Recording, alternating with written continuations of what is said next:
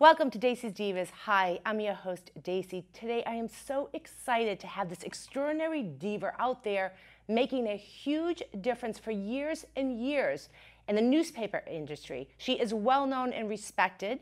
She is a huge journalist, reporter, writer, photographer. She takes all of her own videos, and she's a world traveler and just a kind, hardworking diva. So please welcome, I know a lot of you know her because she has covered most of you in this community and beyond, Margaret Smith, the editor of the Chelmsford Independent. Good morning. Good morning, Dacey. Thank you so much for having me. Margaret, thank you for coming out of your very busy schedule. Your bio is just extraordinary. It goes on, and thanks for coming out in the rain. But before we get started, I have to give one diva a huge shout out. You know, when we cover events, we go like a whirlwind. Absolutely. And I met this amazing woman at a few shows, Paula Jean, who made these mugs special for me, the Z-List, one for the Z-List and one for Dacey's Divas. So, Margaret, I don't know if I'm going to put my champagne in this and my water in this, but Paula Jean, thank you for making a difference. She's made hundreds, and she just gives them out to friends and family out of her heart. Just don't mix them up. Right? I know. So we're going to put these over here, but big shout out to Paula Jean. And now, for all the viewers that might not know you, I know you have covered here for years, but let's start off with a little bit about your history. Sure. About who you are, and then we'll get into what you do now. Okay, sure. Well, writing has been my lifelong passion, and I even remember in elementary school starting by writing stories and articles and poems and so forth. And in high school, I worked on our school newspaper, and when I was at UMass Lowell. Where did you go to high school? I went to Keith Hall, which is now Lowell Catholic. Yeah. And which is a wonderful school. I had a great experience there. And at that time, actually, when I was a junior in high school, I published my first paid professional piece in a magazine, and I feel I owe a lot to my mentors there. Incredible. Yeah, and then when I went on to college, to UMass Lowell, I became the editor of The Connector, which was the newspaper. Right, I remember that. Yes. Yes. Is the Connector still there, or is it named something else? I believe it's still the Connector, and that was a great experience as well, and I got to actually meet tremendous people, guests who came to the college campus. And so from there, and actually while I was still finishing my journalism degree there, I started to think seriously about how I might want to make an entrance into the newspaper industry. So a wonderful man who was editor at the time, Mark Brown at the Lowell Sun, made some time for an interview for me, and I brought some clips from the Connector. And then the next thing I knew, I was covering meetings for different towns in the area for the Sun. And you freelanced? I freelanced, yes. And then I became a staff reporter at the Sentinel and Enterprise, which covers Fitchburg and the Central Mass area. And I had amazing experiences there covering absolutely everything. And it was from there that I became an editor at Gatehouse Media, first with the Billerica Minuteman, also with the Acton and Boxborough Beacon. I was also a regional arts and calendar editor and special sections editor. And for almost 4 years now, it'll be 4 years in December, I'm proud to say I've been the editor of the Chelmsford Independent. Wow, you should be proud to say, and we're all proud to have you here. I can't believe, I'll see you at some events, but I don't know, you don't even just cover Chelmsford, you're everywhere. You were in Woburn the other day. Yes, we are a collection of local papers in Gatehouse Media, and our sole mission is about local news. And from time to time, an editor there might find themselves helping in another community. So yes, for example, I was in Woburn, in that case, covering a wrestling match to show that yes, you do get to cover and witness everything. Right, in the so you newspaper. do. I mean, you're covering everything, Margaret. It's amazing. How long have you been writing for? A total, like how many years? In total, honestly, if I were to look at my total lifespan of writing, it really goes back to probably when I was in first grade, maybe a little earlier. It's just something that I always knew I wanted to do, and I had wonderful parents who had a house filled with books. Also, being first generation Irish, my mother immigrated from Ireland to become a nurse here in the Boston area. And we have a wonderful heritage, of course, of great writers. Yes, we do. And so I'm very grateful for that. So I feel that I owe a lot to that upbringing. And that's really where it started for me. Wow, that's a great, incredible story. Now, what does an editor? Tell me what you do. Okay. What is your task besides the whole wide world doing everything all day long? Sure. Well, as you alluded to, it's a really multifaceted role. In my role as the editor of The Independent, for example, I'm really responsible for making sure that... Independent. Thank you very much. Let's show a little clip. Here is The Independent. Thank you so much, and our new edition, I'll mention, is out tomorrow, because we publish on Thursdays, and we have a really exciting issue. And you have links, you do video all on your own, too, a ton of videos, and you're writing. Look how nice, beautiful. And Chelmsford is a really, and I'm sure you'll agree, is a really exciting community to cover. There's so much going on. Amazing. I'm born and raised in Chelmsford. Yeah, yes. There's a very active community of civic participation. There is. There is a very dynamic local government, and there's a lot of things going on, important things. And there's a great arts community and a very diverse cultural community as well. So as the editor, I'm really responsible for making sure all of that news that's important to the community is in the print edition, the Chelmsford Independent, and also on our online companion, chelmsford.wickedlocal.com, as well as keeping people informed about what's going on in print on the website through our social media, through Facebook and Twitter. And so being the editor, though, so you're really out there in the field, though, too. You're writing it, you're filming it, you're taking pics. Yes. If you don't have your photographer, right? We have, you know, Heather Barker. We have to give her a shout out. She's such an incredible diva, too. And you have a great staff. But how many people do you have working just here at the Chelmsford Independent? Just for the Chelmsford Independent, there's myself as the editor. There's a wonderful freelance writer named Mark Schullert, who is principally responsible for covering the Board of Selectmen meetings. Right. As you mentioned, there's Heather Barker, who's born and raised in town, is a freelance photographer. We also have a wonderful sports staff led by Martin Renshofer. So anyone who's interested in following the school sports or has sports-related news should really contact him. And he has also freelance writers that work with him. And in addition to that, I should say that, because I want to give a shout out to my colleagues, we have a centralized photo desk, and the chief photographer there, his name is John Walker, is also responsible for helping us to get photographers in the field in all the communities, so no small feat. And I have wonderful colleagues who are editors, for example, at the Westford Eagle and the Littleton Independent, and many other papers, and we will often share stories. As just one example, of course, the Neshoba Valley School District covers several towns. Chelmsford is its largest enrollment member town. And so because it's based in Westford, I often work with my colleagues there at the Westford Eagle so that we're sharing all the news to all our towns. That's wonderful. So you just don't do, okay, it could be a great situation, it could be a sad situation, you do music, you do arts. How do you get yourself so well-versed? You are just a well-versed, intelligent woman. Do you research it all day long before you go to the event, or you just show up?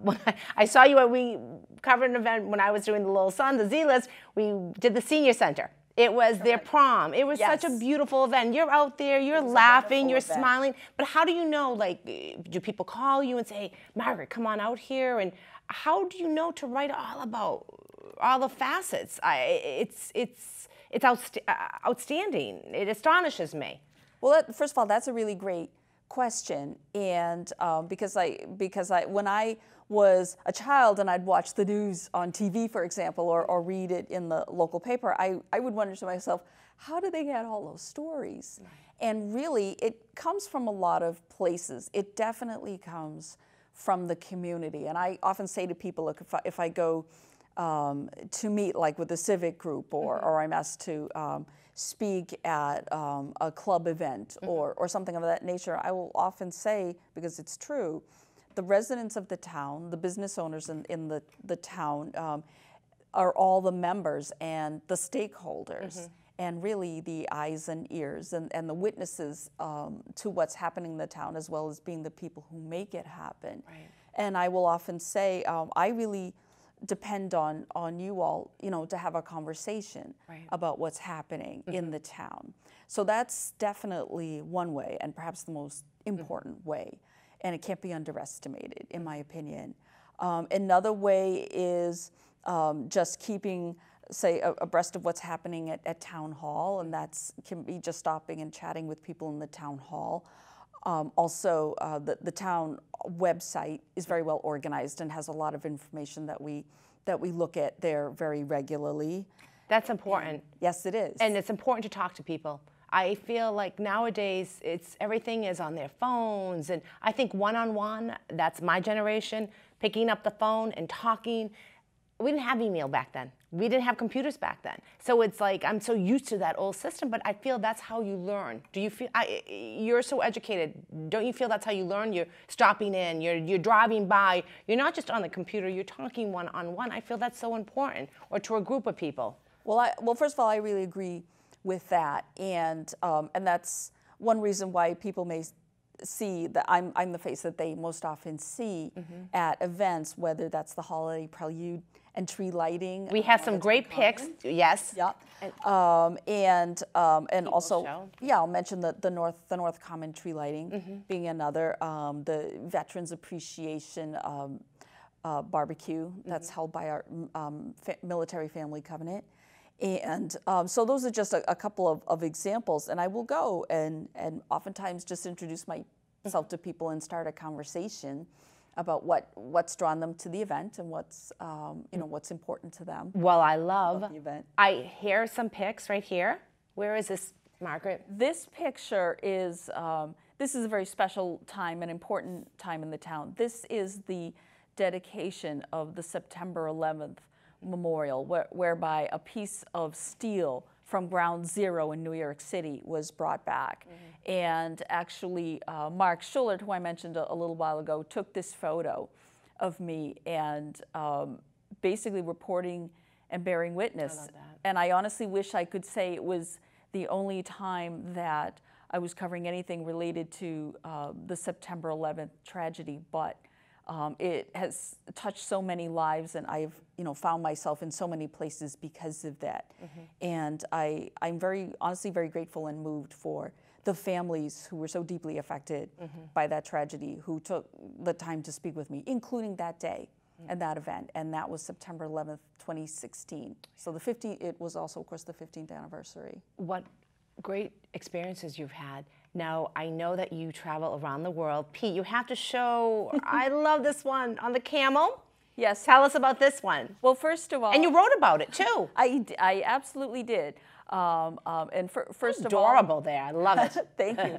That's really... The camel's smiling, see? That's really a pyramid at Giza. It's not a backdrop. And also, I'll just take the moment to say Eid Mubarak to my friends around the world and here in the Chelmsford community, which is also a host to the Islamic Society of Greater Lowell Mosque, where I've been many times.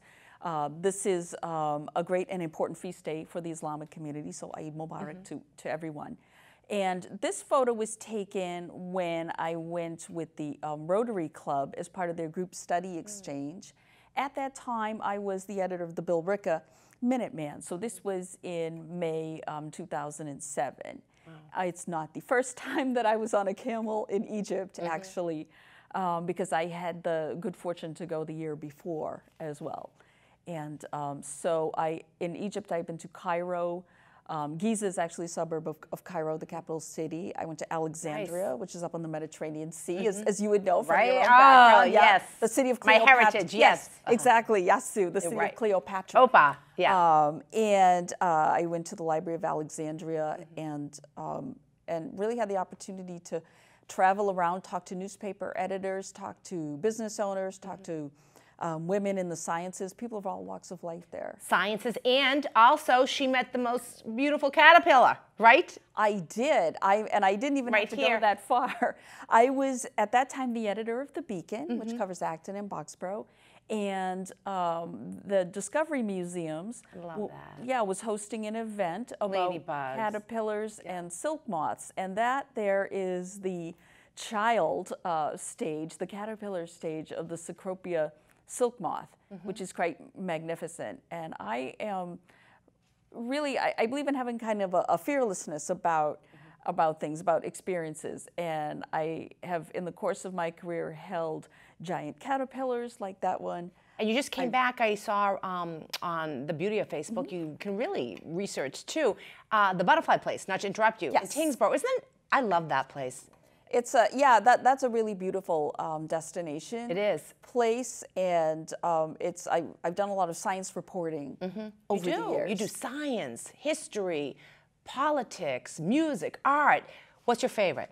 Do you have one special favorite? Or wow, now that's a really hard question, because I find whenever I'm in any of those roles, whether it be covering the sciences or local government, that quite honestly, I really love all of them, because all of them are an important piece in each in its own right in covering the community. I'd agree with that. And I do have a very extensive arts background, and I've gotten to meet interesting people and talk to rock stars and things, and that's always really fun, and it's an adventure. But it's also just as fulfilling to cover an important issue, say, that's unfolding in the town government, whether it's about a zoning proposal or whatever it might happen to be, because you understand the impact and the importance of the balanced and accurate reporting and the impact that has on the whole community. So what do you think, Margaret, is one of your best experiences? Say, a nice experience that you had. Maybe it might not be traveling, maybe it was just someone that came up to you, or you wrote about someone and you thought, oh, that was just a really nice experience doing that. Well, I'd like to share two kind of profound experiences, and if I may, also relating to September 11th. My own husband passed away, as a lot of readers know, because I've written about him. He was a scientist. He passed away May 1st, 2014.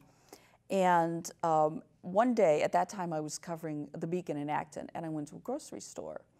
And I ran into a woman named Lauren Rosenzweig, whose own husband was actually on one of the jets that crashed into the World Trade Center. And she actually stopped to share her condolences with me. And it was a simple moment and a really profound one. And certainly for me, thinking of how we were two women bereft of our spouses, talking in just an ordinary supermarket about these profound events that had come into both of our lives.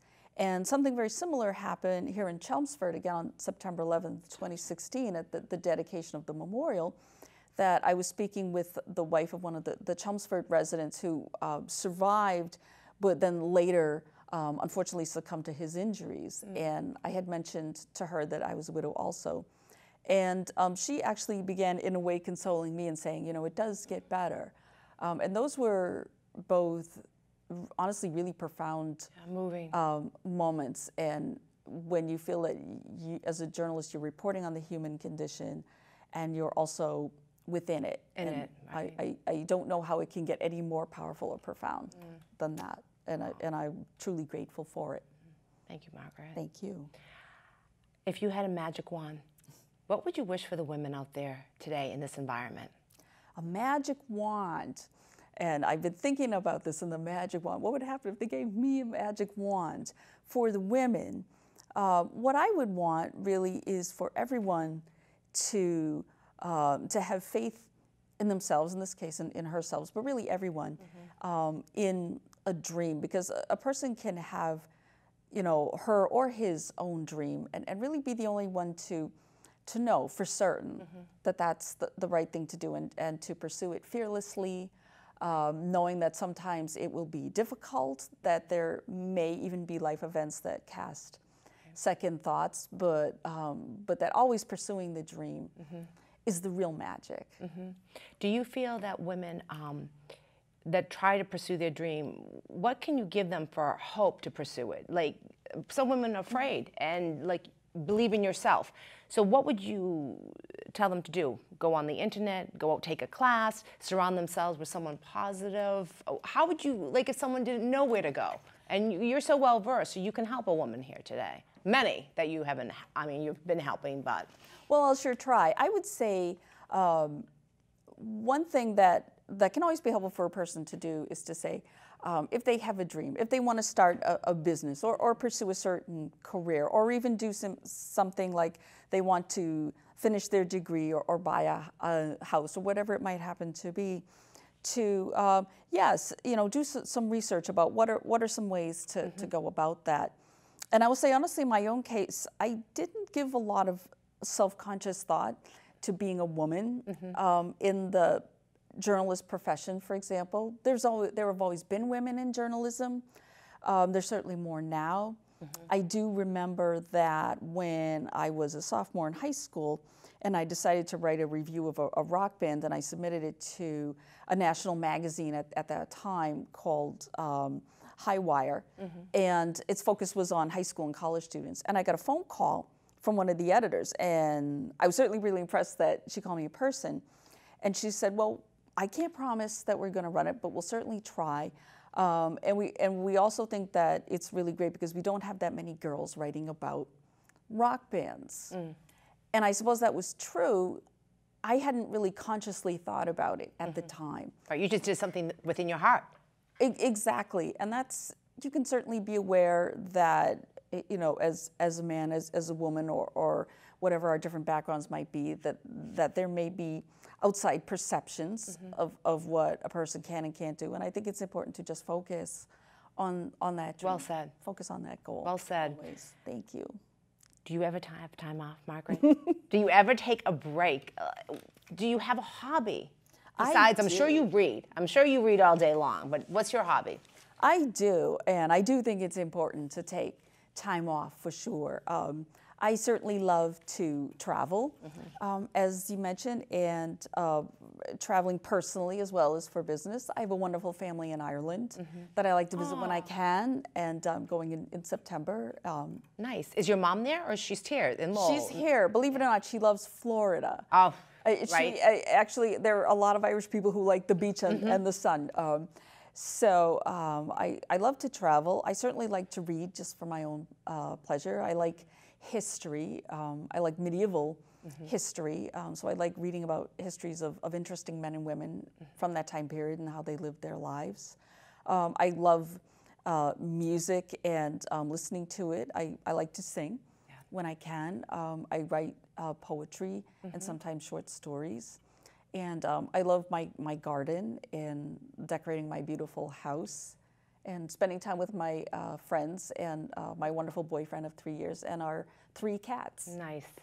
So you were so well-rounded, and it's so important to be so well-rounded. And you have you're still fulfilling your life, but you do so much in your life, and it's so great because you're having a great life, and you're involved in everything. So we are wrapping up. Can you believe it? Wow. The time flies. And I think it's important that you're doing all this wonderful stuff. It just makes life full. It's not, you don't go home and say, what am I going to do today? You're out gardening, you're singing, you're doing this, you're doing that. I don't know, I wish I had a month for you today on the show. We are wrapping up. Is there anything else, Margaret, you would like to say? Well, I would like to say, well, first of all, thank you again, Dacey, for having me on the show. I so much appreciate it, and I so much appreciate everybody watching and sharing my story. And as the editor of the Chelmsford Independent, I am here for everyone in this community. And if there's a story idea or a news idea or even just a question about how to get a photo into the paper, please drop me a line at msmith@wickedlocal.com. And I always say, if you're not, we got it right here. Yeah, exactly, yeah. And I always say that even if a person isn't sure that it's a story, always reach out so we can have that conversation.